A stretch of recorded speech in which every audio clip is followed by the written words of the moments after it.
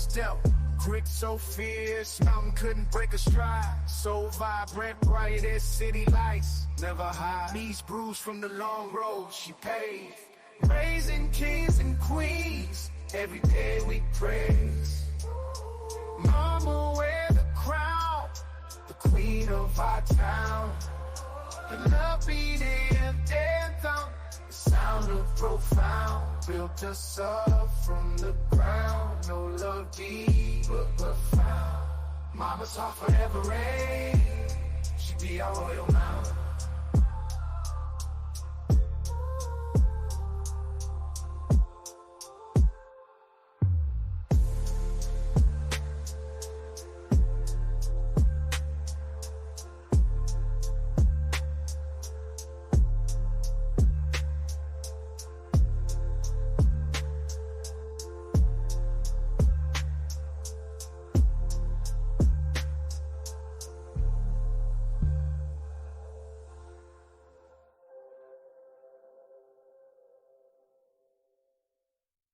Mama's strength, Hercules, heart pure as gold in the vault. Hands rough, work to the bone, but never halt. She the sunrise in the cold morn. Warmth I felt, taught me the ropes, no excuses, dealt what was dealt. Grit so fierce, mountain couldn't break a stride. So vibrant, bright as city lights, never hide. Knees bruised from the long road she paved. Raising kings and queens, every day we praise. Mama wear the crown, the queen of our town. The love beating anthem, the sound of profound, built us up from the ground. No love deep but profound. Mama's heart forever reign, she be our royal mountain.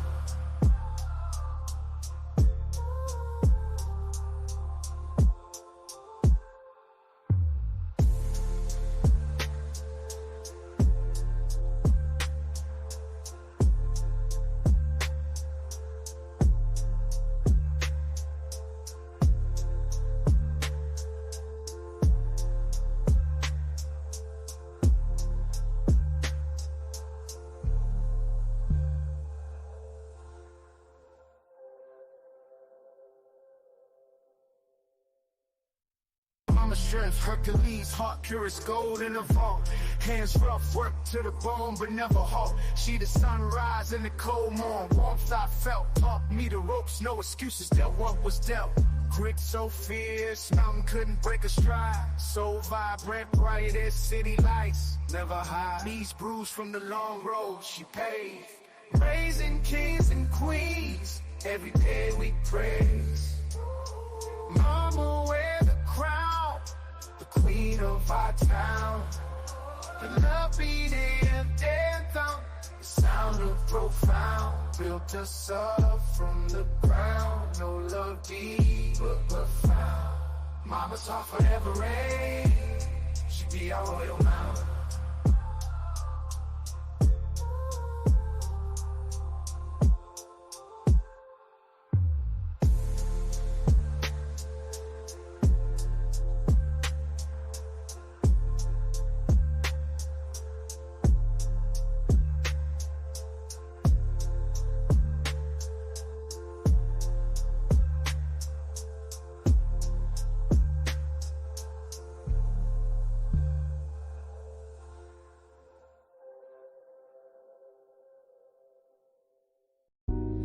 Hey baby, you're so strong.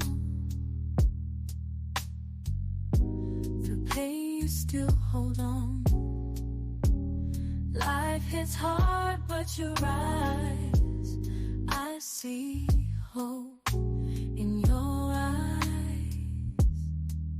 You're my king, you shine so bright. In the dark you are my light.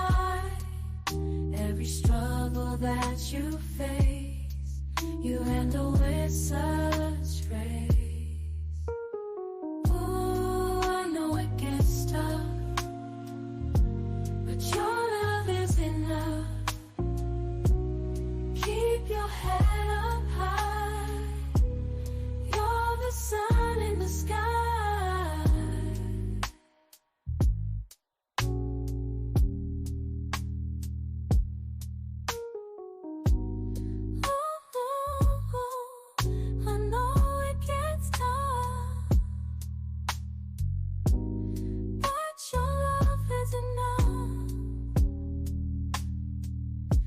Keep your head up high. You're the sun in the sky.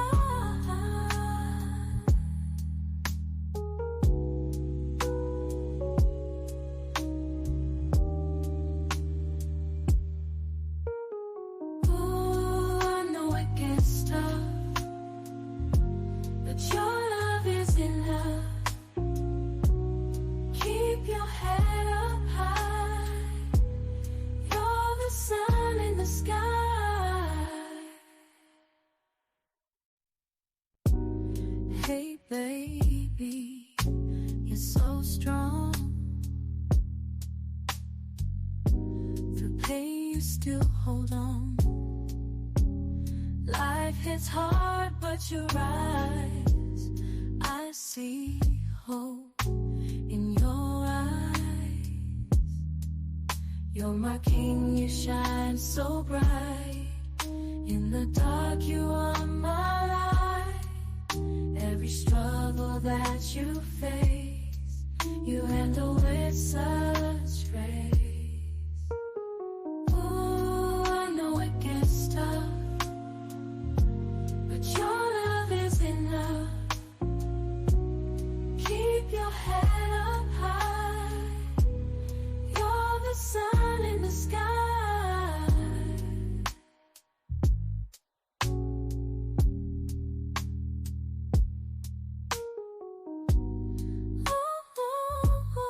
Ooh, I know it gets tough, but your love is enough. Keep your head up high. You're the sun in the sky.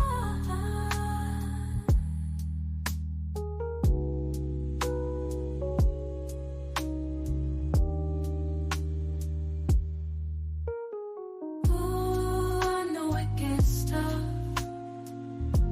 but your love is enough. Keep your head up high. You're the sun in the sky. Hey baby, you're so strong. Through pain you still hold on. Life hits hard but you rise. I see hope in your eyes. You're my king, you shine so bright. In the dark you are my light. Every struggle that you face, you handle with such grace. Ooh, I know it gets tough, but your love is enough. Keep your head up high. You're the sun in the sky.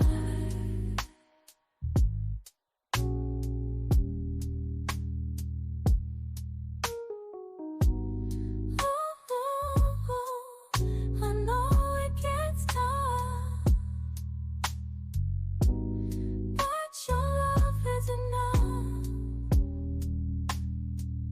Keep your head up high. You're the sun in the sky.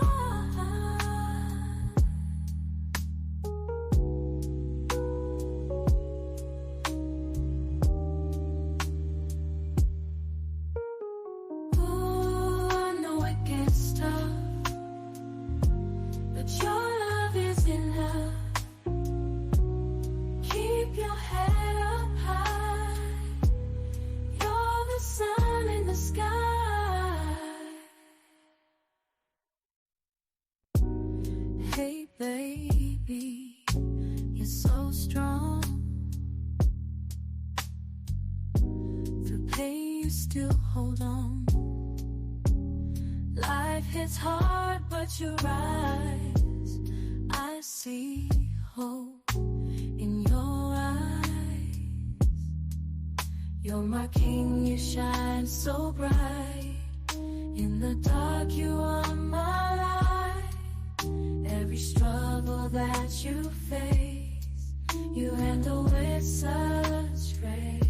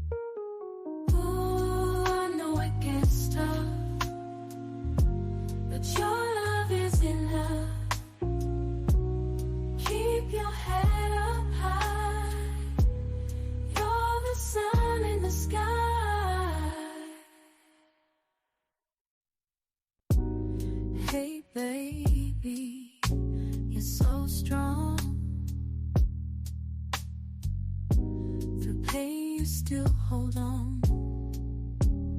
Life hits hard, but you rise.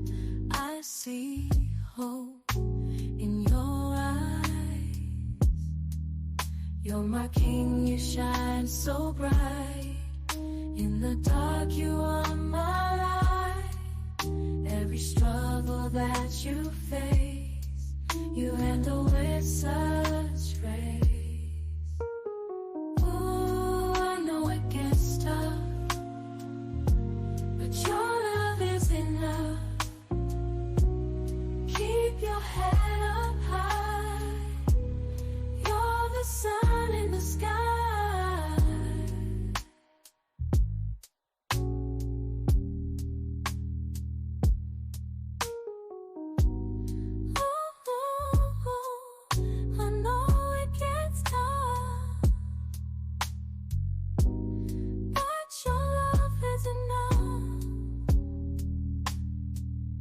Keep your head up high. You're the sun in the sky.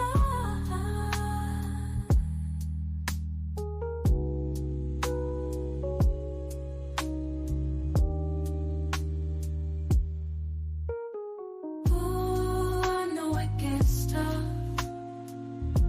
but your love is enough. Keep your head up high. The sun in the sky. Hey baby, you're so strong. Through pain you still hold on. Life hits hard, but you rise. I see hope in your eyes. You're my king, you shine so bright. In the dark, you are my light. Every struggle that you face, you handle with such grace. Ooh, I know it gets tough, but your love is enough. Keep your head up high. You're the sun in the sky.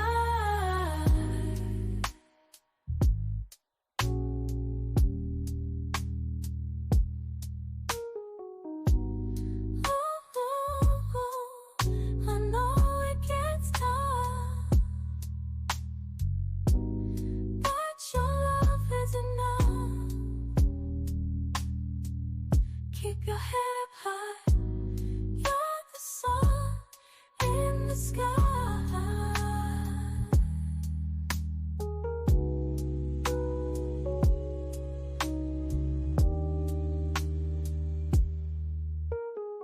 Ooh, I know it gets tough, but your love is enough. Keep your head up high. You're the sun in the sky.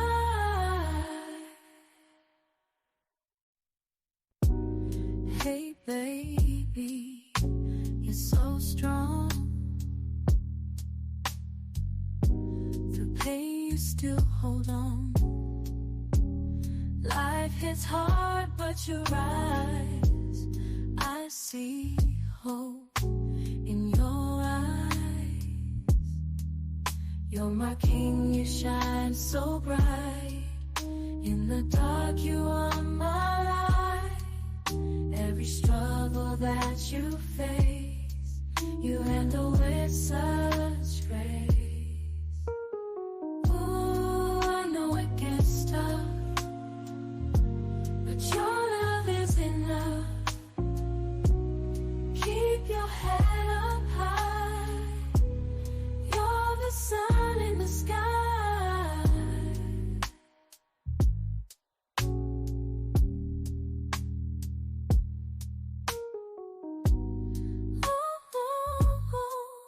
I know it gets tough, but your love is enough. Keep your head up high. You're the sun in the sky.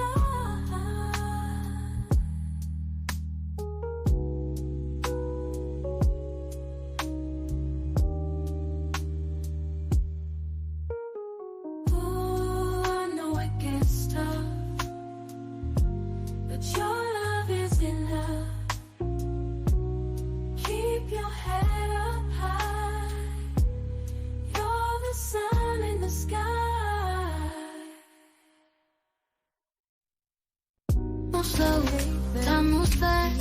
In this dance we call the past. Mental health, a fragile thread, but we'll find strength. Let love spread, life's a climb.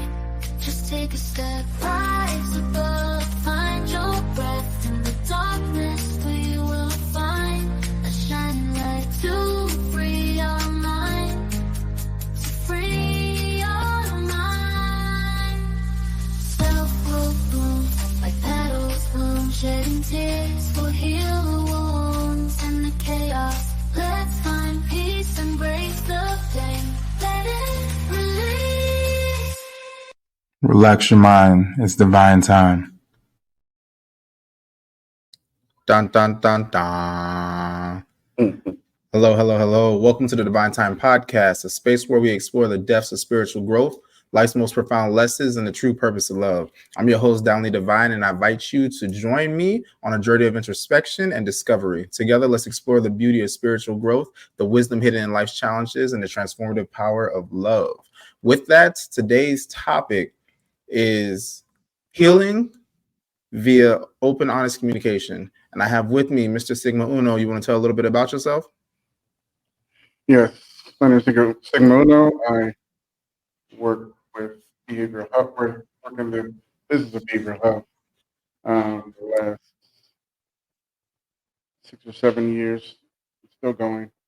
Love my community, love understanding the things that are going on with the community, and wanted to be a part of the change for the better. Dang, say with your chest. All right, so with it, I'm going to go ahead and just jump straight into it. First topic I have on is introduction to healing through communication. With this, I kind of want to briefly define the concept of healing through communication. I know your background is mental health, psychology. So with that, what would you say is a concept of healing through communication? Me personally, I feel like exactly what you do is one way. And well, for the most part, it's nothing happens unless the person comes to terms with it for themselves. They have to open up and determine that they want to heal or find what's going on, what the dysfunction is, and it's normally a traumatic experience that jolts them, puts them in the mindset, or puts them in a place where they have to figure it out.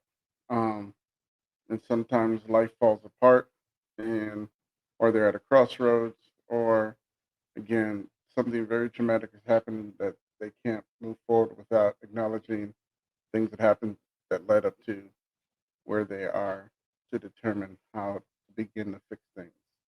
And 9 times out of 10, it's all an internal battle. So the things that they need to say that they don't want to say, or things that they know are wrong that they've done wrong, or the mistakes that they've made, they don't want to own up to, are the things that hold them back from completely changing. Um, 9 times out of 10, the the holdback is either people around them, family, friends, and the image that they projected to themselves. They projected that they created themselves that they don't want to change, um, or they can't bring it to themselves to tell their family things about them that they feel like they'll be judged for. And judgment has a lot to do with it. And most of the conversations I have at this point, it is silence because they're thinking about what to say, or if they're going to say it at all. It may be 2 or 3 days of silence to one on one, and then it comes to a point to where they just have to say something. And at 9 times out of 10, it leads out. It leads out for them by them saying what the last traumatic experience that happened, how it hurt them, how they felt like it was wrong, what happened to them, and after maybe a day or two on that type of conversation, they have to lead into the idea that, hey, I'm I have to take ownership of a part of all of this because I'm the common denominator in what happened. If it wasn't me, then I wouldn't be part of this traumatic situation. So that kind of the basis or the ground level of foundation of how it all begins for that particular person. And it all depends on multiple situations. And death itself is a huge one because it turns the wheels in your mind. It makes you question how long you're going to live, makes you question how you want to live your life moving forward, for change or for the better. And some people choose that they want to take the easy way out. Sometimes it happens. But yeah. So Are you able to adjust the mic? Probably pull a little closer. yeah.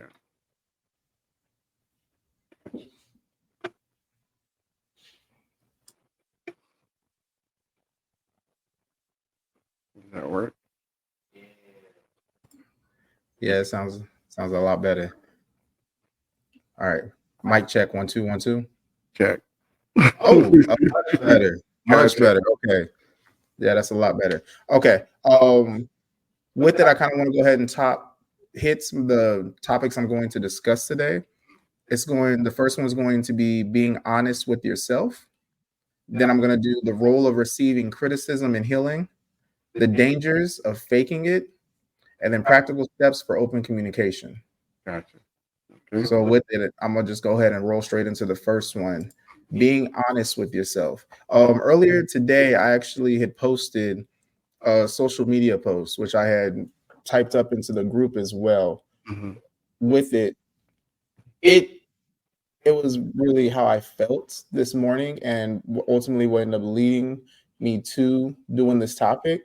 I'm gonna go and try and pull that up right now. Actually, matter of fact, let me see if I can do it on here.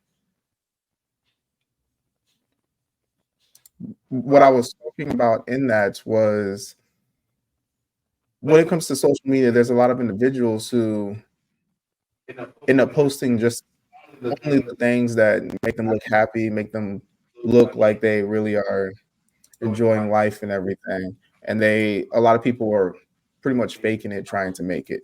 Now, what I said in that post, I'm going to go ahead and read it verbatim, okay? Mm-hmm. Something I loathe about social media is that many people only post a glimpse of a fabricated lie, a very short moment of happiness, or either faking it for the camera.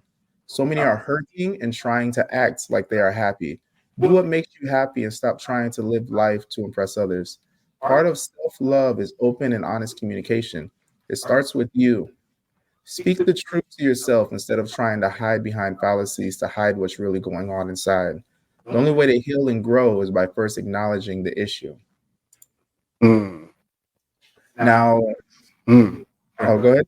No, you good. Go ahead. With that, that is the reason why I wanted to start it off with being honest with yourself. Because I feel as if a lot of individuals who are going through things, they don't acknowledge what's really happening with them. They will sit here and try and fake it till they make it. They will, ooh, Cherie says, being comfortable in one's own skin is important. When faking it, a person is not faking for themselves, but to fool others. I agree. We're going to hit back Mm. on that on a later topic. Mm. But when it comes down to it, a lot of individuals want to sit there and act like everything is okay when they're dealing with so much internally. And that right there, how can you really heal when you're not acknowledging the issue? It's all in education. A lot of times I revert back to the place that they grew up, the homes they were raised in, the things that they were taught. And learned a lot of times when you're not taught that that you should be focusing on yourself, or there is something that you need to come to grips with about yourself, um, then they don't know to go in that direction. Um, for example, if there's a person that has been raised street most of their life, and they find things that work for them that happen in the streets, they will ride that situation the same way over and over again, not realizing eventually you're going to have to come to a point where you have to level up, or you have to shed some of those things that you've been using because it really doesn't work. Um, but until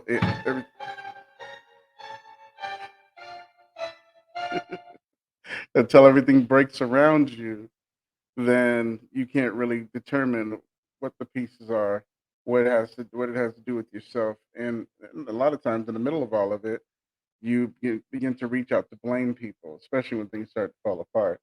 So you find yourself blaming everyone around you when, and at the end of the day, again, you're the common denominator. Things that people say to you, the things that you choose to do, are based on that very things, your choice.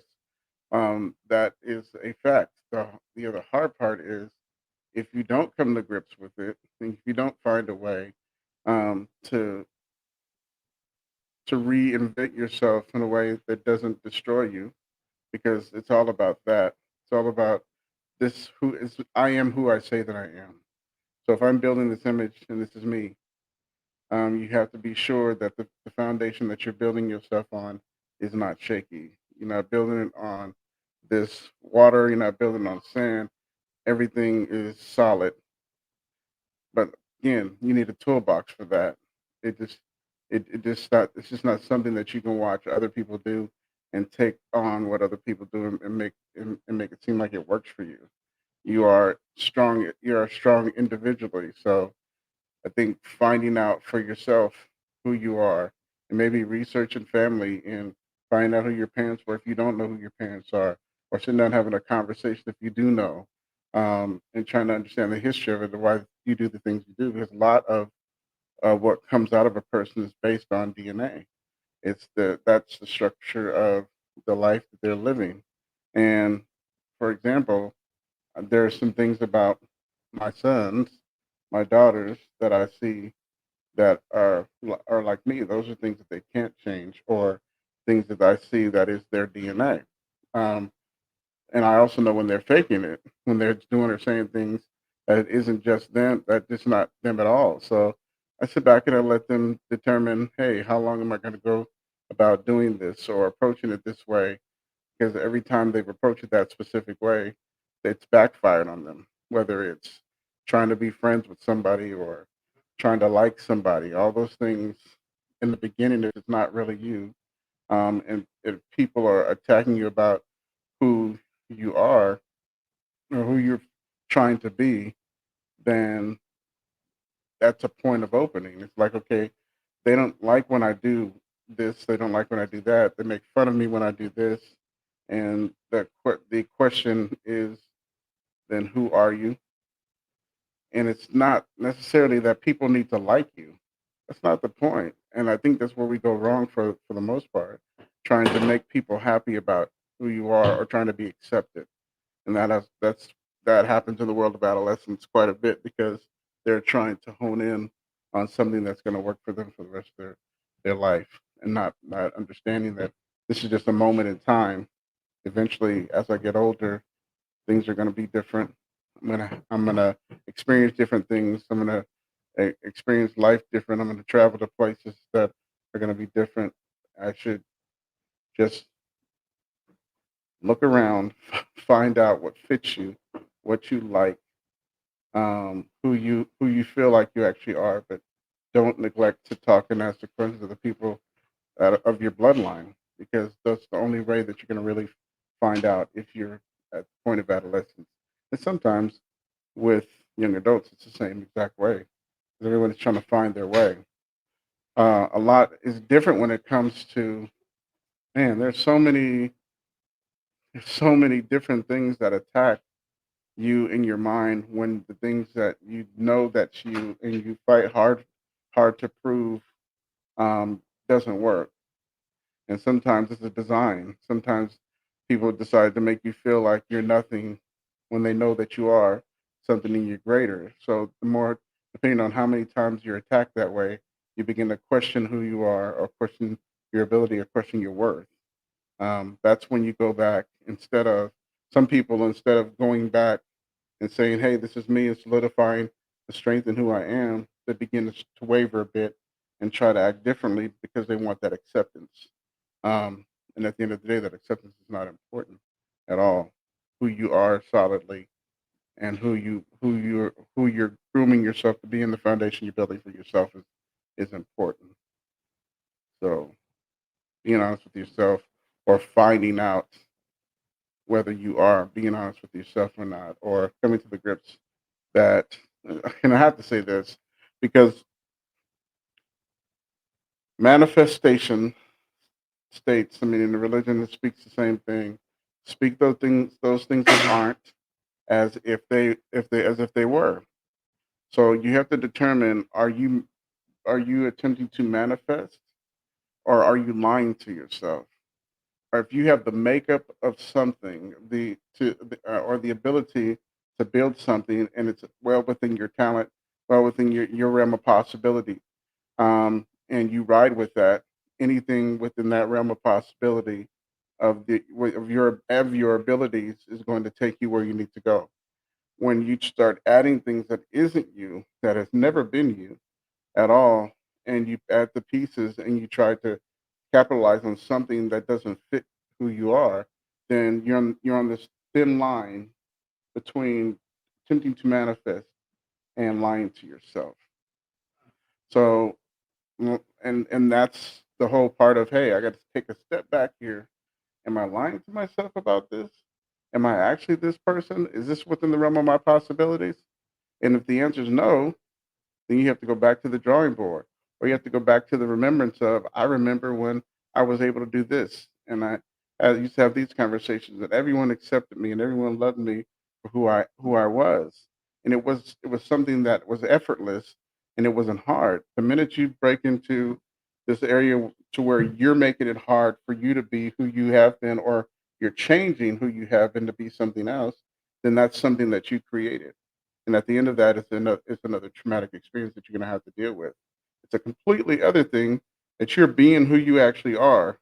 People actually see the value in you, and they want to stop you from being who you are because they don't like it, or they don't want to see you succeed. That's a completely different story. And there's adversity in that in either way.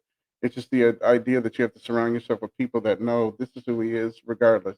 On any given day, he has his ups and downs, but this is who this person is solidly, and this is who I've ever always seen him or her to be. Um, Right. So with it, I know how you mentioned where you have to ask yourself, is that who you truly are? I won't. I kind of want to go into that part real quick, the self-deception. mhm, When an individual, so I know, for example, we have terms like habitual liars and things like that, where they lie, they actually believe their lies. right. Going into that, how can one sit there and what kind of, what's the word I'm looking for? How can it impact someone on for the longevity if they are battling who they are internally, if they're not being completely honest with themselves, you know? It shows. It sticks out like a sore thumb. It's something you can't really tuck it in. Especially when you first meet people. Yes, if you meet somebody that you ain't never talked to before, they are they are completely overwhelmed to take overtaken by who you actually are, because they don't know you. You get people, and you get that person that knows other people do. They're actually moving away from everybody that they know, because people can point out that, hey, this ain't you. No, this is not what you do. This isn't who you are. But other people that don't know you, you can talk you can talk till the days long about what your experiences is and what are you doing and what your possibilities are. But it takes one interaction with somebody that used to be in your world, or the other world that you have on the side, and they come into the mix of the conversation. You see the others see the confusion on their face.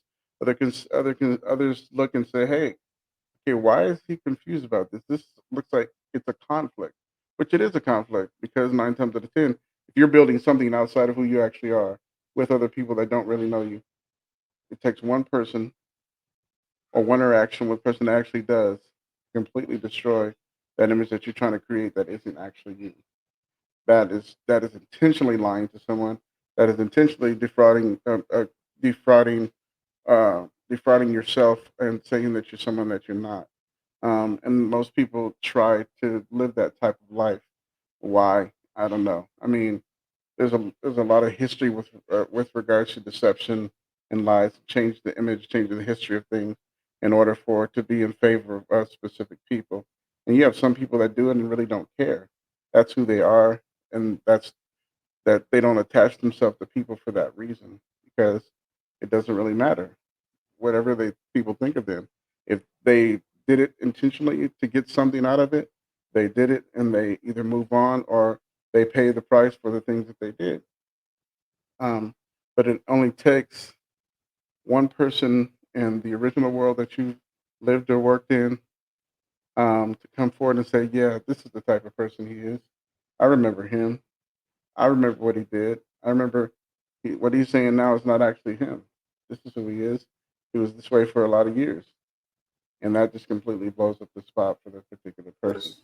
So I Um, feel like that right there will end up we can speak more on that on a later topic. For right now, the being honest with yourself. mhm, I want to hit more on that before we start talking about the being able to receive criticism from others. right, And I feel like that's kind of where you were going with that one. So we're gonna get there. We're gonna get there. Okay, we're gonna get there. But right now, Sharice Collins, she stated self check-ins. I feel like she actually went into what I was gonna ask right. next. Hmm. Some practical ways to kind of practice self honesty. For example, like journaling, self reflection, meditation, and she actually named a couple here: self Right, check ins, affirmations, setting goals and benchmarks, making adjustments to goals and benchmarks to give yourself more positive milestones. right. What are some ways that you feel a person can what are some things that you feel a person can do to be honest with themselves, to really find themselves, and that way they can really start to love themselves and start to really remember who they are, so that way they're not battling certain things? Because I've noticed that a lot of individuals, and I was here once before as well, to Hmm. where there was I sometimes did not feel comfortable in certain situations or even sometimes in my own skin because of the fact that I would question what I was doing. Does that make sense? Yeah. Where it's like it didn't feel like that was really me. Sometimes where it's like you question your values and everything because other people are trying to impose it on you, or you either feel like, okay, I'm supposed to be like this, Hmm. right? Hmm. So It's a checks and balance. You got to check, and I agree with 100% what Sharice Collins said because of checks and balances. There is a in this world because imagination allows you to create what you want to within the realm of your possibilities. There's nothing wrong with saying this is what I am. This is my goal, and this is what I'm trying to achieve.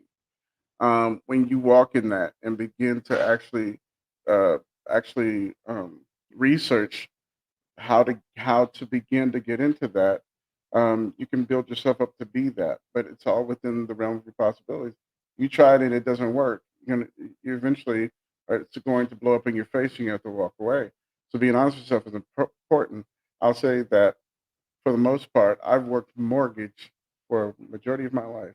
I went from cutting grass, cutting people's grass, cleaning out basements and garages when I was a kid, networking with people while I did that, and then jumped into mortgage head first.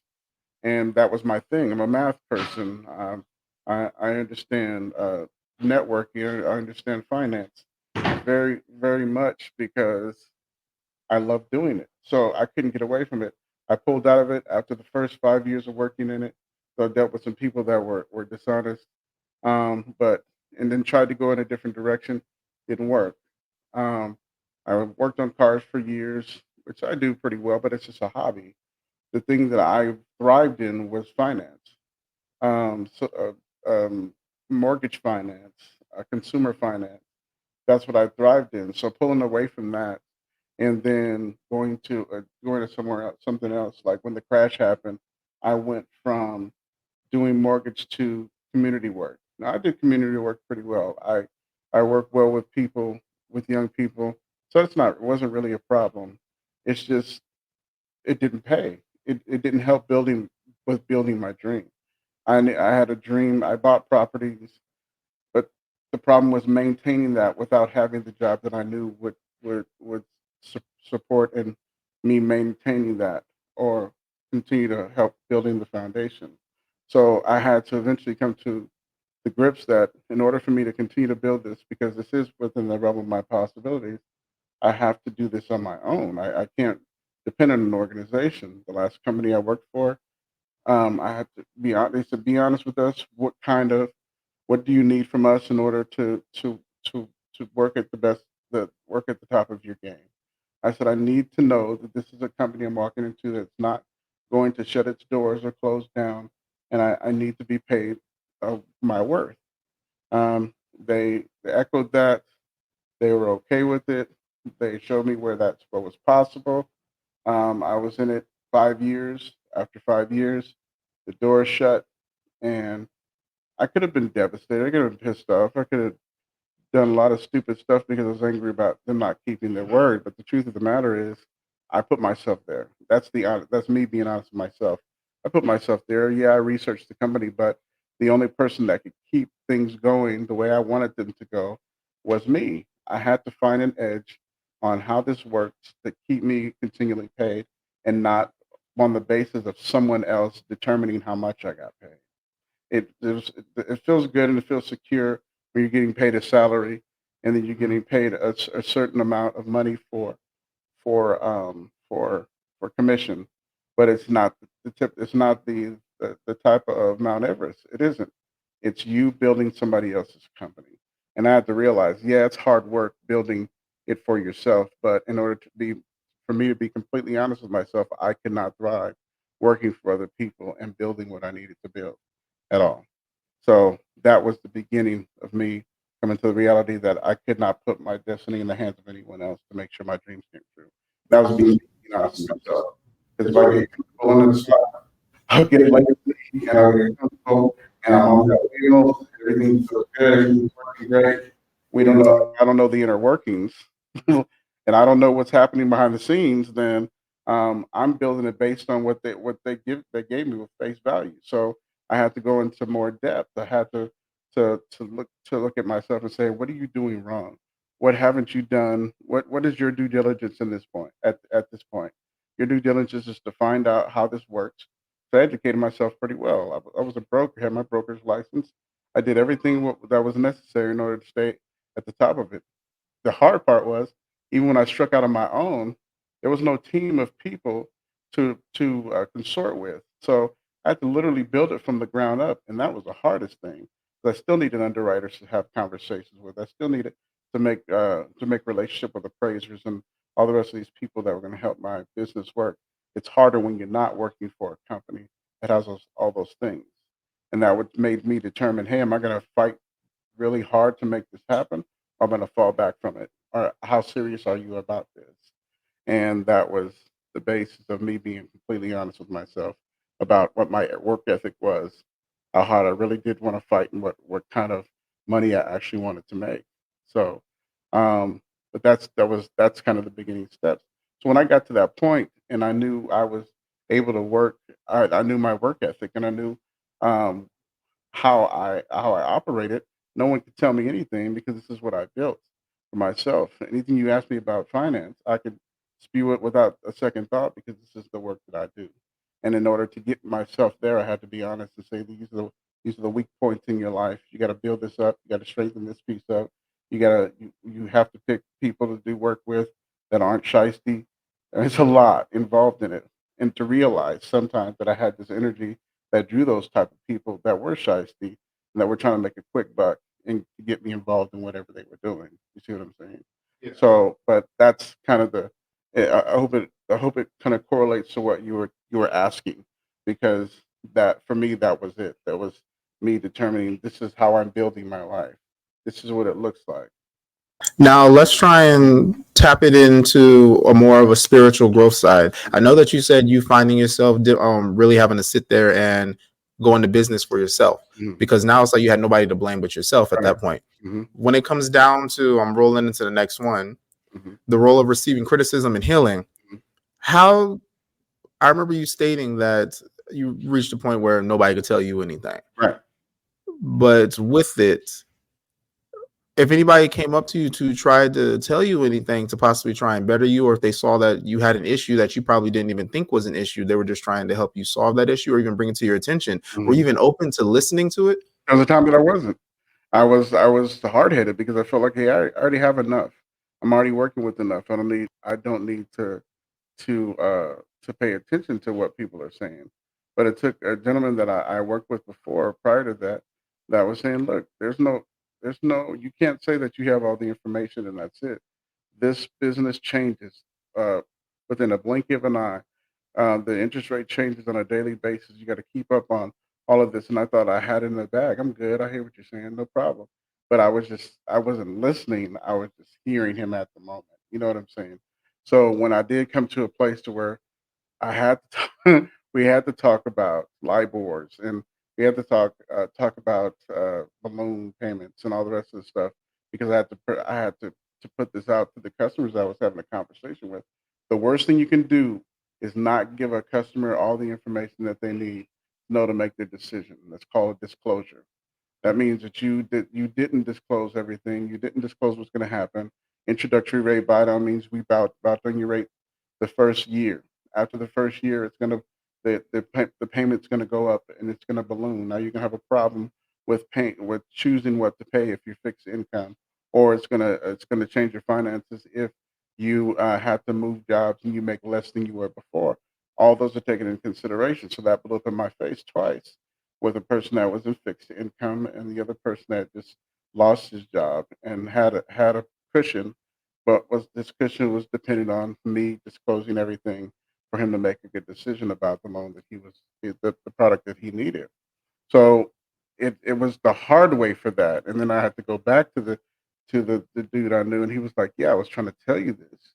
I needed you to hear me on that, because this is the way to be successful. People are know that you disclose everything. You're completely honest with them. They're going to bring you back more business. But if it blows up in your face, you have a lot to explain. So it's the point that says, okay, I'm an open book. um, I'm impressionable. I'll sit down and I'll listen. I'll do what's necessary in order for me to be successful, completely successful, and to be open and completely disclosing to the people that need to hear what I'm selling. And it goes with everything across the board. Even goes same with counseling. Same exact thing. It's you allowing people to speak with you and actually hearing them, because you can go through a whole session and person can be talking to you about how they feel, and if it's going through one and out the other, you've just defrauded the person. You're not allowing them to speak, and then speaking objectively back to them so they can get some information in order to move forward and begin to change their lives. It's the same thing, same exact thing. And I love the fact that you even mentioned that, because there's a lot of individuals to where they're not very receptive to Mhm.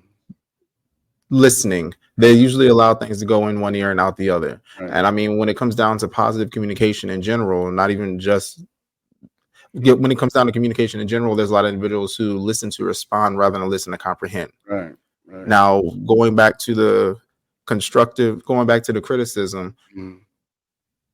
how important is it to be able to receive criticism? I feel that everybody needs to be able to receive criticism, because for me personally, and in my 30 some years of being alive, what year is this? 2024. Mhm. So I'm about to be 34 years old. Wow. I realized that there is, how do I say this?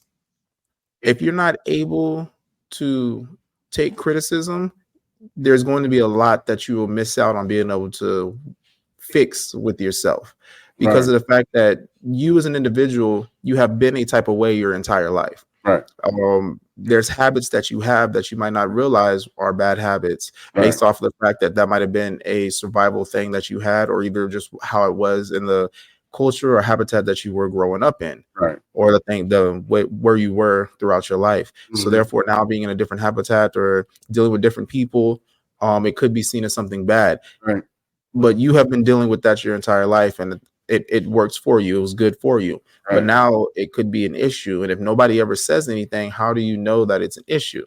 I feel like one of the problems is that a lot of individuals will not inform somebody that they're doing something. And in this day and age, a lot of people will sit there and judge, Mhm. or they will badmouth the individual behind their back, or do little sly comments, rather than informing a person that they're even doing something. Right. I mean, and it does happen that way. And the hard part about it is someone can watch you, or like somebody watched me for a long time. Hmm. I was uh, jack of all trades, master of maybe one or two, and they saw that I had my hands in a lot of things.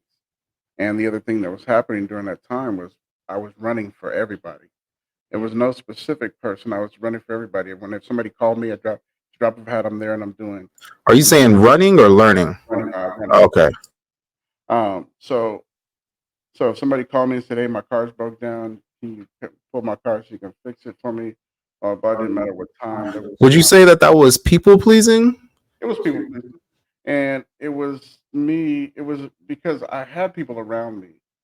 And this is the weird part. I had a bunch of people around me. I People that actually revered me to in a place that I didn't see myself at yet. And see those people that were looking, they were like, "Yeah, I see this about you, but this is what you're doing. You just need to determine who you're running for because you're running for everybody. You're gonna burn out. When you burn out, and you're gonna feel like everybody's just trying to take everything from you and suck you dry. No, you're giving it all away. So you need to pause and determine. This is me in my 20s. Determine what your priorities are for your life. Yeah, your sisters or brothers are who they are. They're going to be there. If they don't like that you don't respond to them in that way, it's either what you built up for them to believe, and then you're snatching it from them. They're going to curse you and hate you and walk away from you. They don't come back. Hey, they weren't there to reciprocate what you were giving at all. So when the crash actually did come, I had this dude's voice in the back of my head again, like, man, I was trying to tell you, look, these people, they love you when you're doing what you have to do for them. The minute that you flip the script and ask them for some support and help that you need from them, and they don't have it, they're going to fade back from you for you even asking. And it's a priority for them. They prioritize themselves or their family or their immediate family or whatever, but you didn't do the same. So there's nobody to blame but you. And that was hard to hear because it was like, hey, but I did this for this person. And I would just go, my brother called me 2 o'clock in the morning. I need you to pick me up from Seattle. I'm stuck. And instead of me thinking about, hey, I'm in the bed, I'm asleep. What you doing out in Seattle? This is not really my problem. Are you saved? Those are the questions that I didn't ask. But then after a while, I started asking them questions. When I tell you, The importance of boundaries. exactly, when I went from dealing with 30 people in a day to like 5 or 6 because I started pushing back and it was like, no, this I can't do this no more. It's taking a toll on me. You know what I'm saying? I need Let's to prioritize. I love the fact that you're even bringing that up because that right there comes into the difference between constructive and destructive criticism. Exactly. Um, we both were in the same state at one point, Right. and with that, I'm sure you were aware of how some people will be giving you destructive criticism Right. and trying to act as if they're trying to uplift you. Right. They would. I'm not sure if were not aware of the difference, Right. or maybe that's all they knew. So even if they might have good wishes for you, Mhm. good wishes for what it is that they were saying, but they probably didn't realize they were tearing you down. Yeah. How would you go about that? The destructive criticism versus the constructive criticism. And see, the deconstructive criticism I saw coming because with the household I grew up in, it was dictatorship. So nothing you could do was right. Whatever you said was wrong, even though I know you're right, but I'm right because I'm the adult, and this is the way things go. So breaking down my mentality to believe that I'll always be 5 steps below her or her footstool. You see what I'm saying? So those things that happen that way, I could see people in that same light when they try to do the same thing. And in the beginning, I my attempt was to give people the benefit of the doubt and not just believe it because I was subjected to that, and it was almost like Stockholm syndrome. I I hated the feeling of what happened, but I was adjusted to it for so long I couldn't help but just accept it. You know what I'm saying? So coming out of that situation was like this is a new world. So people that actually were scheming a different way that I couldn't tell. that were doing it or not, I had to step back and take a look and like, is this happening the same way it was when I was at home? And when I did catch it, sometimes I caught it early, other times I just caught it late. And I was like, okay, well, first of all, you don't know me. I have to come to a place where I can say, you don't know who I am really. And I'm at the same thing in my head. I'm like, I'm building up to know who I am, but that's the way you point me out. That's not me. I'm not. I can't accept that at all. Period. And for some people, do it. They try to break you down, deconstruct you, in order for them to build you up the way that they want. They want to for you to be received by them. So you're gonna run from me. You're gonna do something for me. And the minute you step out of this line that I'm talking about, that you should be, then look, yeah, you ain't worthy no more. Back up. I'm good. I thought we was friends or we thought we was cool. We ain't cool no more. Because you see what I'm saying? So when that happened, I was like, well, I didn't need you in my life. No way. It wasn't They beneficial. literally played the whole like back in kindergarten where it's like, well, you're not my friend if you don't do this. Exactly. That is what is the term for that? There's a Oh, term for that. What is it? Oh man, I can't remember what the term is at this very minute, but there's a couple of terms for that type of person. Manipulation is the number one. It's manipulative to treat a person that way. But the idea that someone has the ability to do that, and some people follow, like we're talking about prostitution and men that govern prostitutes, pimps.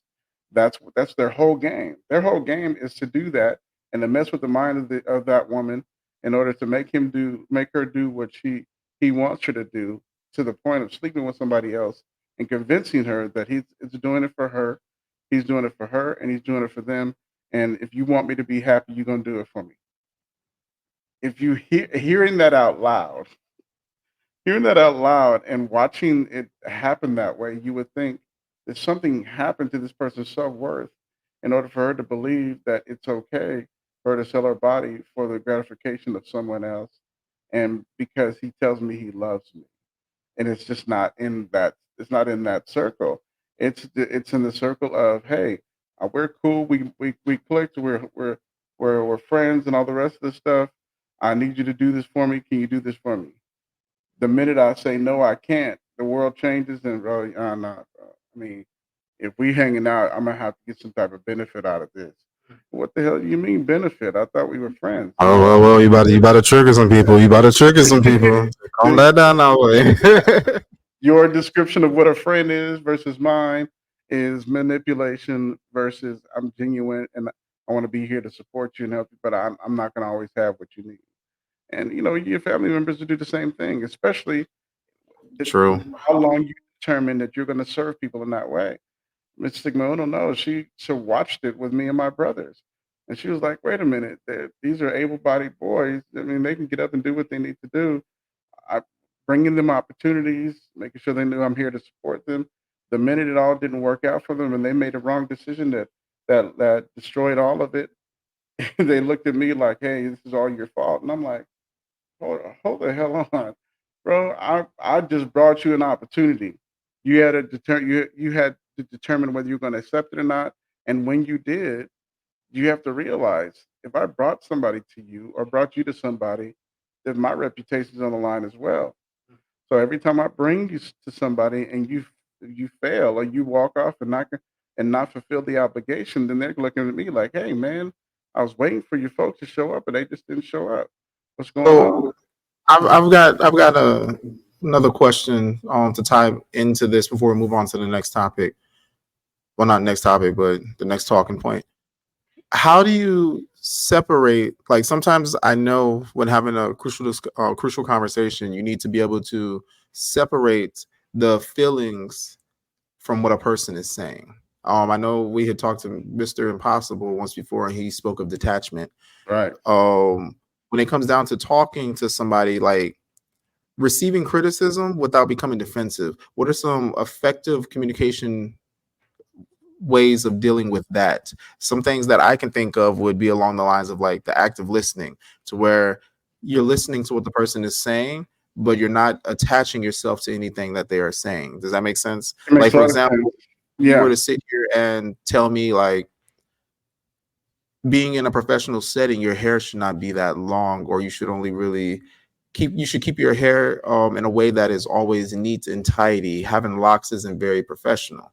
And for me, I would be able to sit there and hear you. And instead of me getting stuck on having locks is not professional, this is, so what are you saying, that I need to change my hair to how everybody else has their hair? Otherwise, I'm not going to be professional? Are you trying to say that being my skin tone, anything that deals with my culture is not professional? So Right. instead of something like that, just listening to them, being attentive and at the same time comprehending what they're saying without actually without having that selective hearing.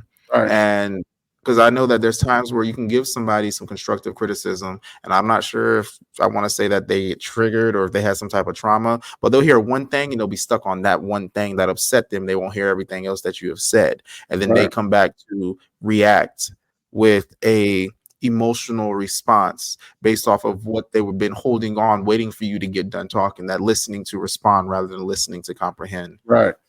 I mean, and some people, when they talk, when they go into that type of conversation, they've been wanting to have this conversation a long time. So you got all these points about who you are and what they think you should be. So they're waiting for this. So they're not going to hear nothing you say at all. Period. If you react, so you have to sit there and listen. And then while you're listening, you're finding out the type of person you're talking to.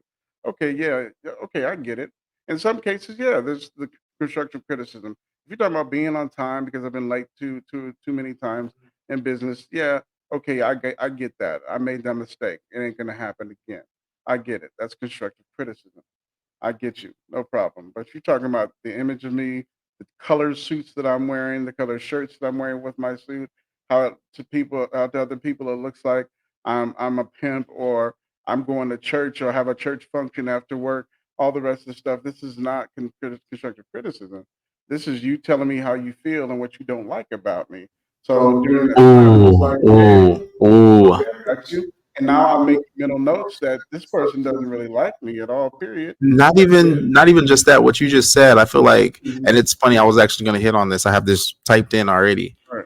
How some people will try to come to you as if they're giving you constructive criticism while actually Mhm. projecting Right. That's it. themselves onto you.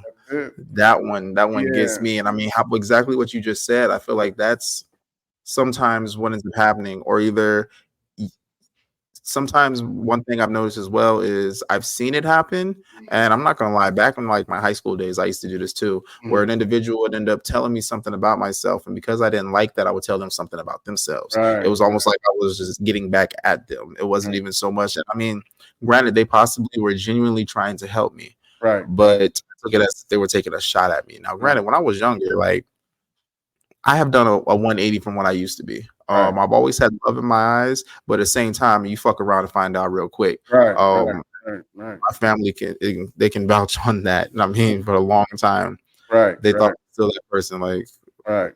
Yeah. But yeah, I get it. It's that's a projection my is partner she got to see and right. how my family treats me now. Like she got to see when my family thought that I would still explode, so they were keeping things from me. But then when Right.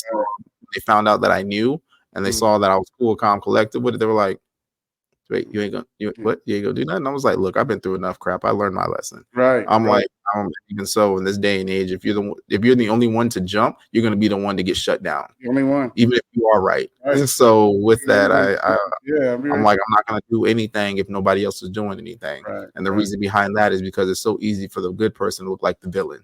And Right. I'm tired of doing that. Yeah. It sucks when you're trying to do the right thing, but then you end up getting turned into a person made to look like you're an evil individual, even though you know what was happening was wrong.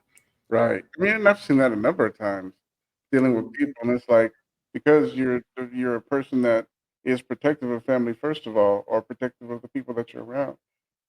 You have to the people that you're around have to understand. Look, you see me, you know me. This is the way I react. If someone comes, and sometimes it's needed. And that's the sad thing about society. Society's created this image that regardless of what we feel on the inside of us, how we should react to things that hurt our family or hurt ourselves, you can't do what comes with a second nature to you, and that's a problem because it dulls your second nature. And I'm not saying every time somebody do something, you jump up and you kill them, or you stab them, or you maim them. I mean, but there are systems, there are systems in this country that actually do that type of thing. Maybe it's a first or second or third warning, and before you know it, we got to kneecap you because you ain't listening to what I'm saying. But it's done in a diplomatic manner. You see what I'm saying? But it pulls you away from who you are as a natural person. When I was younger, I was very impulsive. Like it was for me, it was just this basis of family. You mess with my family, it's a done deal. If my sister came and crying to me, talking about this is what the dude did, and we tell her, don't come to me unless you're ready for me to deal with it. At that time, it was me, my other five brothers, and so we hung out a lot. So when you come in the room, all of us in there, we all blood relatives. You, our sister, you telling me what this dude did, threw something at you, and then slapped you and did all this, hit you in the back with a chair. It's a done deal. We're coming. You see what I'm saying? So that's what Yeah, you should expect. and That's what you should expect. And we did that for a range of about 6 or 7 months to the point to where it was like I'm tired of getting drugged. I'm going to get on out of here, grab my bags, and I'm good. I'm gone. fuck And that shit. I'm out. exactly, that is the way. I mean, it was the way we were raised. There was six of us, and my dad would tell us, "Look, don't let nobody put their hands on your sister. Don't let nobody put no hands on the women in your family, and you don't put hands on women at all. Period. That's what he raised us to do. So, and it wasn't wrong. It's just social society's not socially accepting those things anymore because it's like, oh gosh, no. Well, they have a right to have this argument because they're in a relationship. But if every time I see her eyes black and blue, and I'm just going to sit there and back up and not say anything about it, see that messes with your mentality Yep. socially, and it messes with you because now there's this buildup about you that is not that's it's a fake. It's the flip side of it. This is who I am, but now you're trying to dull me down so I can be something else. No, you either accept me whole role or you don't. Now that's when I'm older now, so I do things a different way. I have to strategize a little bit because I can't move like I used to move. So I have to do things. I'll beat you on my cane. Don't play with me. I got to move quietly, and I have to move in a way. Okay, I know exactly what happened. I give you a little space, maybe a week or so, and then I'll roll up on you and remind you what you did to my people. And this is your day of rest. We're gonna have to talk offline. I got some names in my death note. Oh, But that's what I mean. I mean, as well as people are able to sit back and say, "Look, this is the thing you should do. This is this is this is this is how we see you from the outside. This is things that we feel like you should change." And I ask people that periodically: Is there something that you don't like about me? Is there something that rubs you the wrong way? And if it's so severe, do we need to part ways? And if we need to part ways, cool, no problem. I get it because I don't want to I don't want to infringe on who you are, and I don't want the same thing to pop back with me. Because when I aim to do something, and this is not your area of expertise, I'm gonna need you to go a different direction because now you're messing up who I am. Period. Because I wanna I'm solid in who I am, I right? want to go ahead and read this what Sharice said. She said being comfortable in one's own skin is important.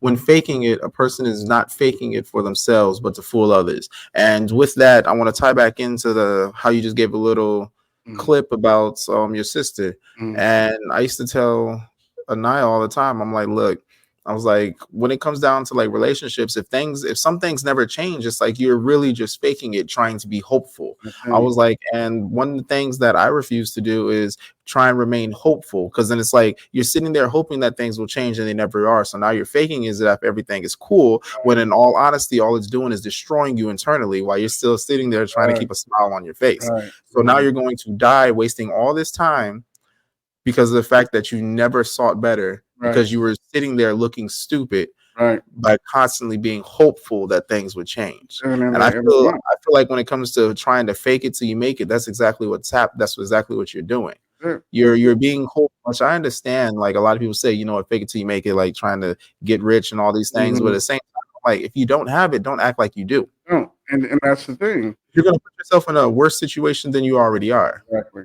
exactly. And that's the thing because again, if it's within the realm of your possibility, if this is what you do and you know you do it well, then that's you. You own that. But if it's something if I turn around and try to be a director for films, bro, I'm gonna fail falling forward. I don't know the first thing about being a director. You see what I'm saying? There's a lot of small things that I do know, but I don't lean into to be make it a profession because I only know so much about it, and it's all about knowing. It's all about having a full understanding of how all this works. You see what I'm saying? So when you know that, then you corner the market of literally everything that's necessary in order to fulfill what it is. Then there are things when we talk on the spiritual level that we're talking about things or people that we engage with that are pulling you in a direction that takes you away from your realm of responsibility because um you're giving way to someone that doesn't understand what you're doing, that doesn't really work in that profession, doesn't understand the profession at all, and is trying to pull you to a place for you to do something that satisfies them. I can't do it. I've tried to do it. I tried to teach people over the years some things. My first indication when it all goes down is if you falling asleep while I'm telling you this isn't for you. I'm just going to let you know this is not for you at all. If I give you a book and you don't read it, and or you try to read it and you can't comprehend it, it doesn't mean that you're ignorant. It just means that this is not your thing and you got to put it down. And I review myself the same way. Am I venturing into something that's not going to work? Am I in this collectively with people that cannot grasp the concept? And again, not because they're ignorant. It's because this is not within their realm of possibility. And so, but then a war begins to happen because some people look at that as being arrogant. No, I know exactly what I know. You see what I'm saying? And if I know what I know, and I know this is how it works, and then something clicks out of line, or something looks like it's just not rolling right, then we have a problem. But then, because it's my world and I know the things that happen in it, the expectation is, yeah, somebody's going to get and roadblock me. Somebody's going to make sure that I don't get where I need to go, and that is the reality of it. So that's where the alignment, the alignments happen for my chakras. It's for me pull away from everything and come to a place where all the things spiritually that are coming against me, so this I'm not successful in this, um, is out of my way. You see what I'm saying? So, but to continue to build myself in a momentum that says, okay, he went through that. We found out what the issue was, and there are people that specifically come against you, so you're not successful in it. And based on who we are, there was a system set up for the mentality of us to make us feel like we're defeated and we walk away from it. I can tell you the number of times during the course of the last 5 or 6 years to where things have happened so harsh within the way of me being building up and then somebody coming to try to snatch the rug from under me made it feel like, hey man, am I really supposed to be doing this? Because I consider the collateral damage and the people around me that are receiving the collateral damage as well. Or should I walk off and do this on my own so the people around me don't get hurt? And then when I am come to this point of success, then I come back and I reach out and be a support. But that doesn't work either because when people don't grow with you, they don't understand. They don't understand what's happening around you, or they can't not grow this Teflon skin in order to be able to deal with all the things that you're dealing with. But that's on the basis of me knowing what I know. You see what I'm saying? Or the basis of me working within my realms of possibility. But other than that, I've come to the point to where I take constructive criticism very well. And if it's somebody in the business that knows more than me, that's been in a higher position, and it knows the ins and outs. I have a person younger than me that lives in Georgia. Man, bro, he came into the industry when he was like 16 or 17. He stuck to me like glue. He was always asking me questions about mortgage. Before I knew it, at age 18, 19, he was on the cover of Forbes magazine. He was just raw, and I listen to him now because he's jumped into some things that I had no idea were a possibility. You see what I'm saying? So, and he'll tell me, "Hey, man, you got to do this. You got to make more of a separation between your personal life and your business life. That otherwise, you're always going to be warm with this, and it's always going to melt into each other. And you're You going talking about like compartmentalize, or you actually talking about a separation? to separation because that type of stuff when okay, you see the movies like okay, Casino was one of my favorite movies because at the start of all of this, they had this structure, this blueprint of how they wanted it all to run. They got it to run the way they needed it to, right? When he went blind, when he began to date this woman, Casino or Ocean's 11? Casino. Okay. That's a Robert De Niro. So he basically was at the top of his game. This woman comes in.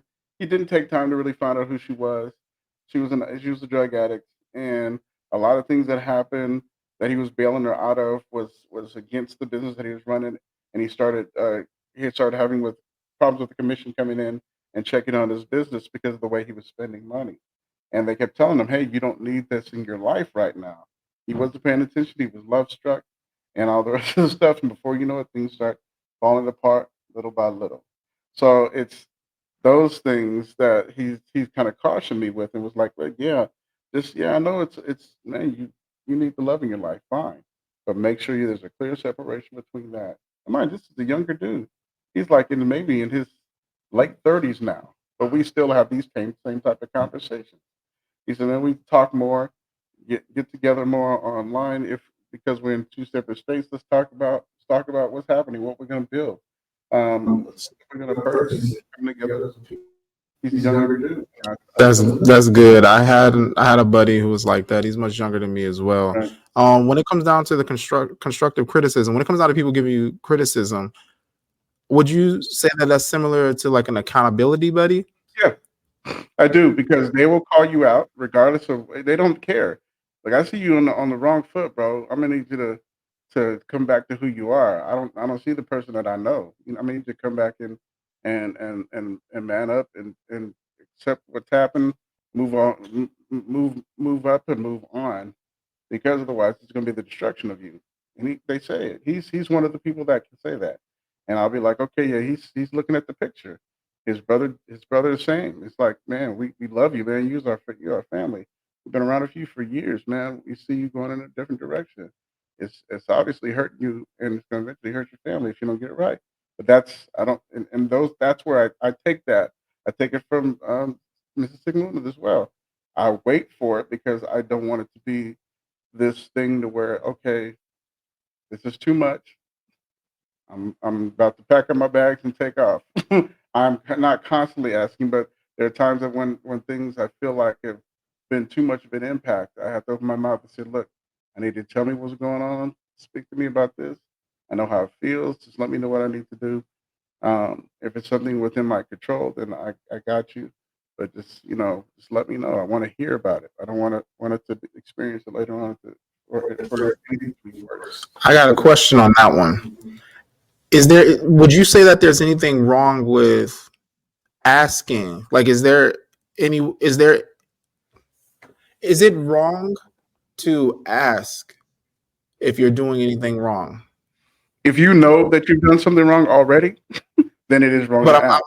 so, for example, how we were talking about earlier, where there might be things that you have be a habit from how you were raised up or whatever. But then you know how sometimes, like, let's say you have a partner, a significant other, or something along those lines, and you might kind of see them like do a look or their body language may change, and so therefore you may ask, like, "Yo, did I do something wrong?" or Right. something along those lines. And then also with it, is there such thing as asking too much on if you have done something? I think there is a thing of wrong asking too much because if you're scanning yourself that much for something wrong, then that means there is something wrong that you've done. You see what I'm saying? So, but if you ask and you don't really know, then it's sit down. It's like, okay, I know I've got a lot of things going on in my head. I got a lot of things going on around us. We're trying to line stuff up. Am I missing something? Did I do something to offend you? Have I hurt your feelings? Did I say anything wrong?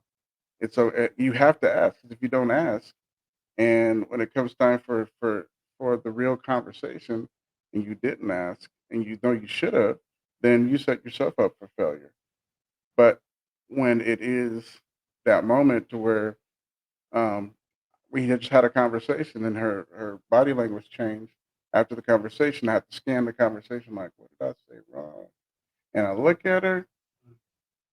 Yeah, I know I did. I apologize for what I said.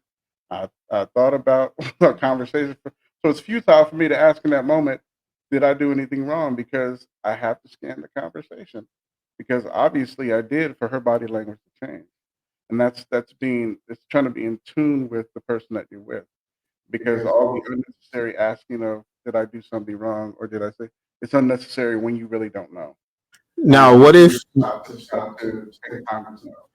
you end up just being who you are and you really didn't do anything wrong, but yet you somehow triggered or upset the individual based off of trauma that they are carrying? I mean, but that's something you have to know about your partner. If you know I that mean, what if it's not even a partner? Like, what if it's somebody to where, let's say, it's one of your accountability buddies, or it's even one of your friends? You know? if it's one of your friends or accountability buddies, I mean, and I feel like this: if I know somebody, if I'm trying to know somebody, I'm asking a lot of questions in the beginning. And I may not remember everything about what's going on with them, but I do remember the significant stuff. So if that stuff ever come up, it's a trigger for the person. You see what I'm saying? So I have to roll back the film in my head, and when we talked before, and he said, "Oh, this is when I met this chick. This is what happened. We were at the Wells Fargo Bank. Somebody came out and hit me across my head, and the way she reacted was painful. He left me, and I never knew really why the whole situation ended, but that's the beginning of trauma for me. So every time I would roll past a Wells Fargo, and or I get out to go in, the flashback comes. Or if I say, "Hey man, Emotional damage. exactly." So we say I got to go to the bank, and every time you say, "What bank are we going to?" It's not a joke. It's okay. I remember he had this traumatic event and it was at Wells Fargo Bank, and it's vivid in his mind still. You see what I'm saying? And this is an example, but those type of things. If we say we're friends with someone, we should remember those things that happened to him. Not that we can do anything about it, but we should honor I agree. the things that they've gone through, the trauma, to actually be a true friend of that person. And that's why it is important to ask questions sometimes, because I mean there are individuals who are not Mhm. just openly and willingly going to tell you certain things, and then you might see it change, and then that's when they end up trying to fake it to make it. Right, They'll be like, "Oh no, I'm good," but you can tell everything is different about them in a right, situation. right. I mean, if something like that happens, would you feel like you're an untrustworthy person? Because especially if you can tell that the person is lying to you, like would you question yourself? And this is why I'm going into the whole: is it wrong to ask too many questions? Would you start questioning yourself when you can see that there clearly is something that has changed with the individual? If you don't know that, I mean, but if you're at a place like we were saying before, if you're at a place where you can call somebody to the carpet and you have that type of relationship, the minute you see, it, be like, "Hey, bro, this ain't you. What's going on? We had this conversation before. You said this and this was different. What's going on?" And then, and if they're still sitting there just like, "Oh no, I'm good," like, are you going to so, sit here and be like, "Okay, did I do something? no, Like, what the heck's you going can't on?" because you can't put yourself there. That's them. That's their life. Everything that surrounds them is on the basis of why you guys are having the conversation. So if something's going on, hey, look, bro, I need to give you some space. I know you got working on a few things, and maybe things are mixed up for you. Call me back when either we can sit down and hash this out together, or you can call me back when you got it all figured out and talk. Because I'm not seeing the same person that I know, and it hurts me to see this. Or is there anything I could do to help you? Um, Otherwise, to own it for yourself, you can't because that's them. That's who they are, and there could be another traumatic event that he ain't even told you about. You see what I'm saying? Or he's trying to figure out a way to walk away from everything because some stuff happened that he can't handle. But that's all in what we're talking about in the beginning. If am I beginning to lie to myself, and who do I want to disappoint? And 9 times out of 10, if you're going through this and people are watching, and you know you're at a point where you've gone a little too deep and you can't fix it, then now you're contemplating in your mind, how am I going to walk away from this? These are good folks. These are good people. How am I going to do this? This is my friend. I've known him a long time, and we broke bread together. All this other stuff. They're thinking about all this stuff in their mind, and about how this is going to change their life completely, or how this is imaged in their mind, and how they're going to feel about them. So if we're truly there to uplift and support people, even in depending on how bad the situation is. If the situation is so bad to where you have to pull back and determine whether you can forgive the person or not, then It's, I mean, and again, it all depends on the circumstance, the situation. It does. But if the person knows they did it intentionally, then he needs to step back and be like, man, look, this is what's going down. I don't want this to get worse. I don't want you to look at me like I'm a bad person. I've made some wrong decisions. But this is where we're at. And I'm trying to work through it. I want you to still be my friend, but I understand if you don't want to be my friend no more because that's all. So Sharice says sometimes folks are trying to read you as well. You're not everyone's cup of tea, and that's okay. Not that you've done something wrong, you're just not their person. Right. I can agree with that completely. And I mean, in this day and age that we're living in, there's a lot of individuals who have gone through things dealing with other individuals. Right. So therefore, now it's like they're constantly on guard. And I think we had this conversation once before: the difference between kind and the difference between nice and difference between kind. Right. Like you have kind individuals who are, that's how they are. You have nice people who are kind of faking it, like how Cherie said earlier when she said that some people are trying to hide something, trying to fool others. Right. Oh, so when it comes down to it, when it comes down to the faking it till you make it, it's something that I feel ultimately will cause more damage in the long run than anything good.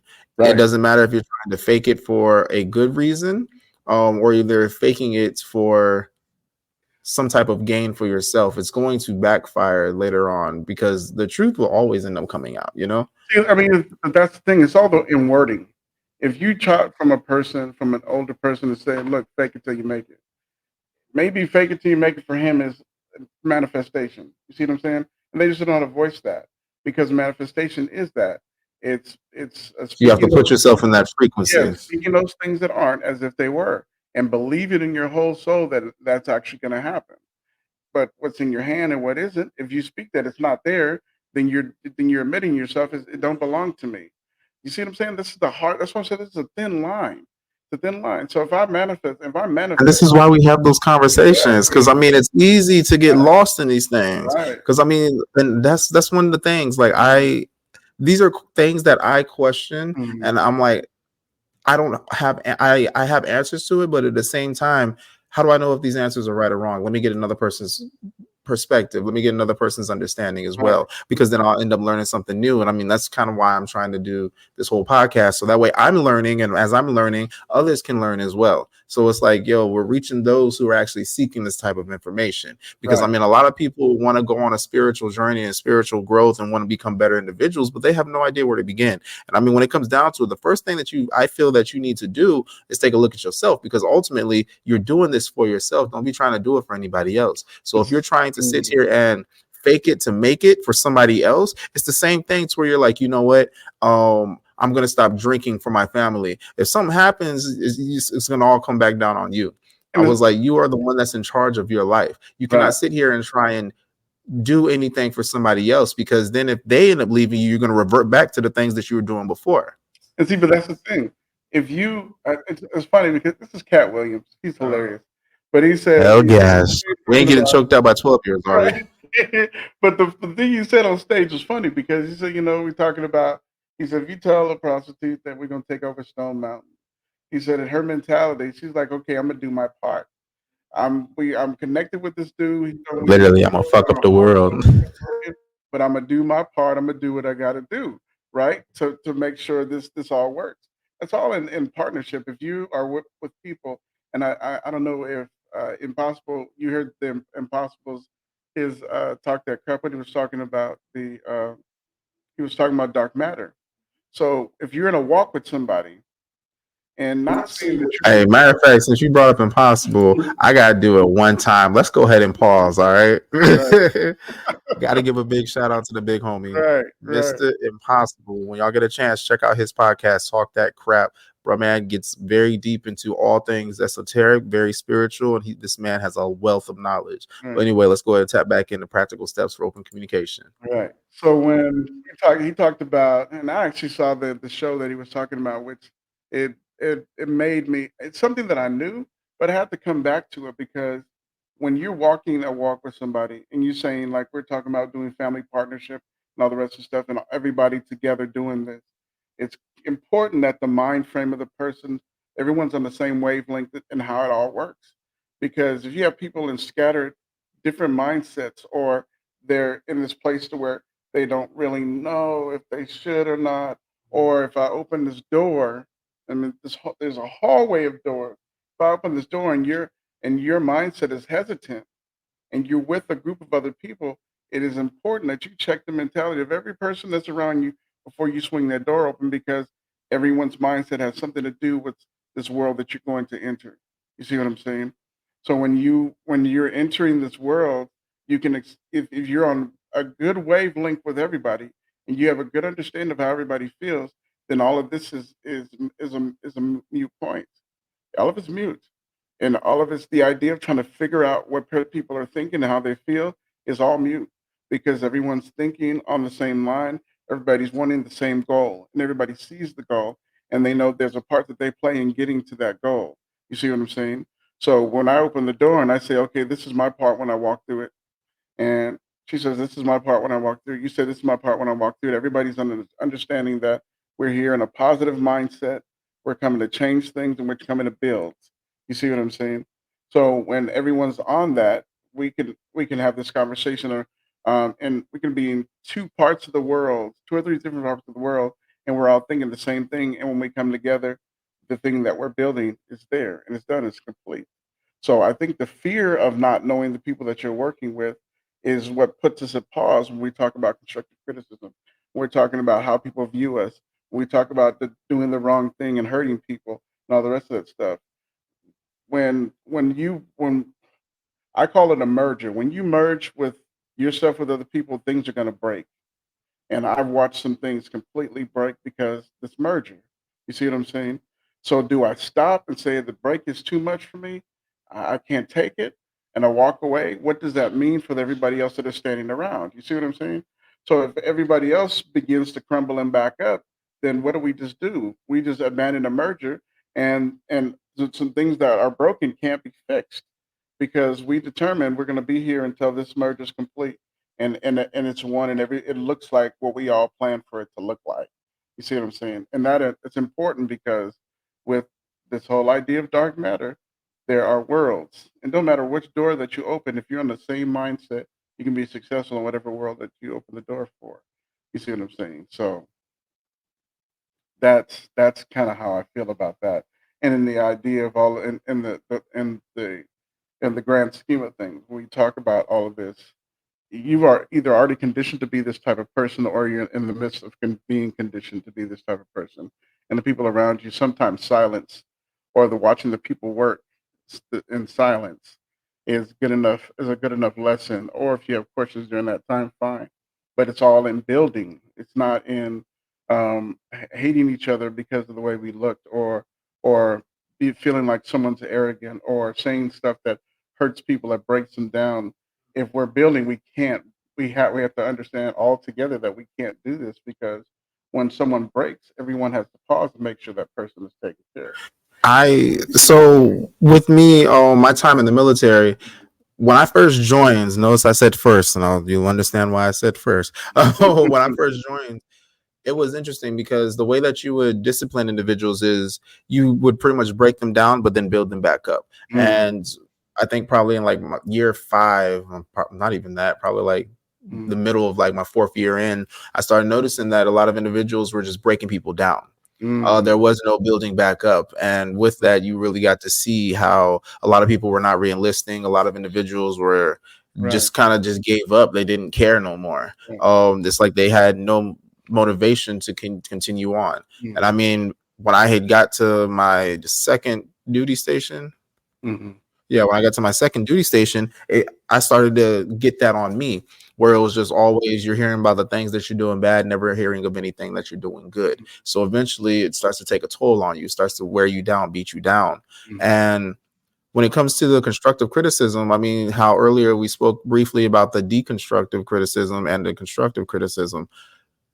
Even if you were to give someone no, I'm not even going to say that. But if you give someone some criticism and they take it in the wrong, in a way to where it kind of beats them down, I still feel that you should uplift them. At least inform them of the things that they are doing good, because everybody makes mistakes. Everybody does things to where it will impact others. And then if they actually give a fudge, then of course it'll make them feel a type of way, especially if you're someone that they care about.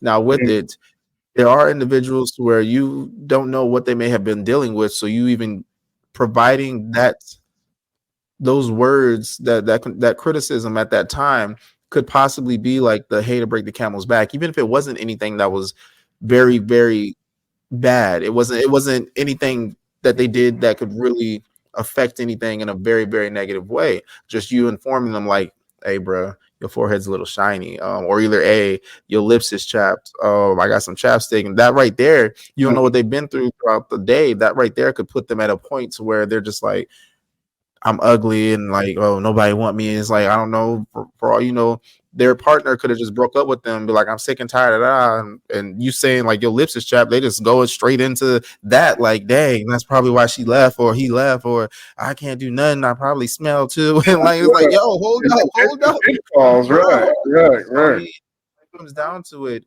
How important is it to understand the timing? I feel like rushing someone with that information is almost being judgmental. So I'm the silent person. I sit and I listen. If you want to talk, I'll listen. If you want me to talk about what's going on with me, I'll talk about it. I'll share with you. No problem. But I don't start asking questions. I don't dive in. If I do feel like I have something to say, or if it's something at a point of importance for your safety, then we'll talk about it. Hey man, look, your tire in your car's flat. We need to get that fixed so you don't get on the freeway and it blow up. It's just stuff like that. At a point of safety, I have to say something. But when it comes to a person, there's so many things going on in the thoughts of people at any given moment. And if you bombard them with the things that you feel like are wrong with them at any point in time, it may not trigger at that very minute. It may blow up 2 or 3 hours down the road because they're just not picking up what you said. You see what I'm saying? So I step back. I thought you were still talking about the tire. I was like, the tire might blow up 2 or 3. I was like, dang, it lasted that long. But it's no, it's like this whole thing to where you have to give them space and to be able to open up and say it because sometimes it's just not unless you're that person and you have this relationship with them. Well, every time they come around, they expect you to be brutally honest with them. And if that's the case, and they get it, they're helped that way, then they're gonna receive that. But not everybody's that way. Somebody just wants to be in a space of people just to hear and listen in order to deduce what's happening with themselves, so they can begin to make the change without you even saying anything directly to them. You see what I'm saying? So some people receive information different ways, and then maybe later on they'll come back and say, "Remember, I remember we were sitting the other day and you was talking about this, that, and the other." That really impacted me, and I'm beginning to make changes based on what you said. And it's not that you said it directly to them; it's just you talking in general conversation. Otherwise, I feel like com- um, going in hard on a person on the things, the image of people, or what you feel like is wrong there's no good timing. It has to be either welcome or they have to receive it themselves, and then when it's time for them to open up and say, "Hey, this is what's going I on." want you to go ahead and read what Sharice Collins put up. Oh, start with what went well, then things that need improvement, and close with what was great. Yeah, that's good. That's a I good. feel like she had more leadership than half the people I actually knew in the military. Oh, because I mean, in all honesty, that is perfect. I Mm, mean, you're starting off with things, you're already starting off with good things, so that way it's like you're uplifting them to where even if you end up telling them something that might need a little bit of improvement, even if they were going through something before, you already lifted them right, up.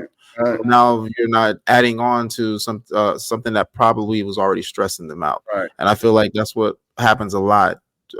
You end up telling a person something and it could possibly end up triggering something, right, or either it'll add on to what's already happening with them currently. So I mean, of course, starting with what went well, and then just bring it to their attention on what needs improvement, and then close with what was great. right, I'm like that right there. It's like they're going to have it in their mind of what they need to improve on, but what they did great, they're going to keep as well because they know, all right, bet I did that good. All right, so I need to make sure I have an outcome like that, but I need to work on this. I need to tweak this a little more. So and that right there should make it to where it's even better next time. Right. I mean, again, my mom always says everybody's not like you. Everybody doesn't think like you. So don't think that everybody's going to think the way that you do or act the way that you do. Right. So, but that is thank you, It's Sharice. I appreciate and I that. appreciate it too. That's a different style. So, and that's a style of a teacher from my perspective, because you're already in that type of relationship with them. So it's like, okay, hey, let's talk about what went well this week, or what went well today. If they come and talk to me, hey, some stuff's going on. What went well? What happened that was good? Okay, I remember you told me about this. Maybe you should try blah blah blah. Again, for me, because from a counselor's point of view, it's like I got to hear you. I can't just begin to talk and think that what I'm saying is going to impact your day. I've already talked to 20 different people, and I can't lead with something that somebody else went through because it's not you. You see what I'm saying? And we're trained to listen, trained to listen to hear and to understand, and then respond when they're ready they're ready for me to respond, or if they ask me a direct question. You see what I'm saying? Otherwise, it's not wanting to damage anyone. We already know there's some things going on in your world. Some things are happening. I don't want to add to your issues. I want to help if I possibly can. So just tell me about what's happening when you're ready. When you're ready. He said, when you're ready. Look at you. Oh, babe, whenever you're ready, let's talk. Let's talk. It But works better that way. It does work I, for me anyway. For me. hey, Hmm. as long as it's not a toxic relationship, with whether that is a romantic, platonic, if it's not a toxic relationship, I feel that that would work with anyone. Unless if you Blueface and Krishan, this is probably not going to work like that. Right. But do you have anything you want to say to the listeners before I go ahead and start doing my closing? It is these are the things that are this is the building point in your life. If you heard anything here and it really resonates with you, this is the time that you should begin to build for yourself. And it's not about really anybody else around you. It's about how you determine that your life was going to look and what it was going to be. And if this is a place where you feel like, okay, now I have to revisit and make some changes, then revisit and make some changes. You know the people around you that are supportive, that could help you help understand what you've gone through, and help you give a direction to move in, that help you get a direction to move in, that will help you to continue in your success. Uh, Honestly, just be, if you ain't honest with nobody else, and I remember my grandmother saying this, you don't tell the truth. If you don't tell the truth to nobody else, tell the truth to yourself, because that's the most important person in building. That's the most important person that's there to help you to build your life. It all comes from your thoughts. It all comes from your desire, and it all comes from your ability to manifest. Do you be honest with yourself? I love that. I love that. I love that. Do you be honest with yourself? Yeah, there's a lot of people who are not being honest with themselves. There's a lot of people who do not love themselves. There's a lot of individuals who don't even know where to begin. And they're more focused on the things that others are saying rather than the things that they are doing or how they feel about themselves. They're living for others rather than for themselves. And I feel like that's the reason why they are faking it. They want that clout. They want to feel like they are someone important. Yo, you are important, Mm. but don't base your importance based off those who are around you. Right. So everybody who was in today, I thank y'all. We spoke about how being honest with yourself, what that really means, the effects of it. We spoke about the role of receiving criticism and healing. We talked about the dangers of faking it. Seemed like that we was on that one the longest, to be Right. honest with you. Right. And then we briefly went over practical steps for open and honest communication. I thank everybody who came in. I definitely would love for you all to talk as well when we're in here, because that right there will help spark more of a conversation. I want this podcast to be one to where we all can sit and have a conversation. There's a lot of individuals who they learn from actually engaging in conversation. There's some who are perfectly fine with just listening, but we all have questions. And I mean, this is why I bring a lot of different people up onto the panel, so that way I can learn different things and see different viewpoints. And if I don't know something, I know somebody else will. And with that, anytime I have a question, I'm asking anybody who is listening. So I want to definitely thank all y'all for tuning in. Next week, I plan to have a very interesting conversation with multiple generations of people. It's going to be whew, it's gonna be wild. But with it, this was an episode of Divine Time. If y'all get a chance, definitely check out the YouTube. I have a lot of videos up on there, a lot of shorts as well. If there's any topics that you think that I should cover, definitely shoot me up on my email. It is divinetime Donnelly at divinetime.blog. I will start putting it up onto my YouTube page as well, so that way you can find it. But hey, this was another episode of Divine Time. Relax your mind. It's Divine Time.